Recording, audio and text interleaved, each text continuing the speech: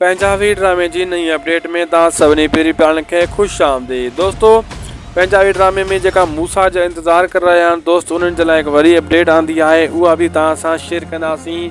ऐं ड्रामो किथे पुॻो आहे ऐं केतिरे ॾींहंनि में ही जो पहिरियों एपिसोड अचण वारो आहे, इहा ॻाल्हि बि तव्हां सां शेयर कंदासीं क्लियर करे।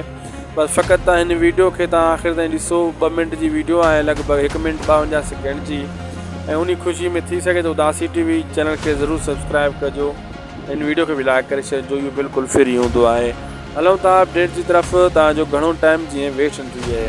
दोस्तों घणे अदाकारनि जा सीन शूट थी चुका आहिनि। पहिरियों इरफान शेख ऐं होॾां असगर चौधरी साहब जा घणा सीन शूट कया विया। हाजन तेवणे सां इरफान शेख जा भी काफ़ी सीन शुरू में शूट करे फाइनल कया विया ऐं उहे तव्हां झलकियूं, उहे टीज़र पिक्चर वग़ैरह तव्हां ॾिठा, असां शेयर कयासीं।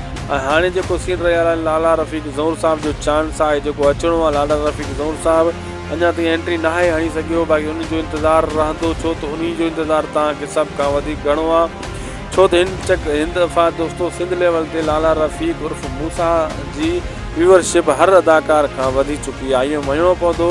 जेतिरा बि कॉमेंट ईंदा आहिनि असां ॾे त लाला रफ़ीक ज़हूर साहब जे बारे में ईंदा आहिनि।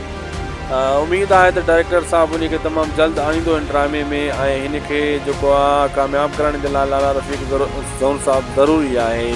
बाक़ी हीउ ड्रामो 11-12 महीने जे विच में एंट्री हणंदो दोस्तों। इहा तव्हांजे लाइ हिकु मां अपडेट ख़ुशख़बरी शेयर कयां थो। तव्हांजा जेका कॉमेंट अचनि था त भई हीउ ड्रामो कॾहिं ईंदो, 11 ऐं 12 महीने जे विच में दोस्तों हीउ ड्रामो अची वेंदो। एतिरो जिते तव्हां इंतज़ारु कयो आहे, कुझु ॾींहं ॿिया इंतज़ारु करिणो पवंदो। असांखे ॾींदा इजाज़त। उदासी टीवी खे सब्सक्राइब कंदा, हिन वीडियो खे लाइक ऐं शेयर कंदा।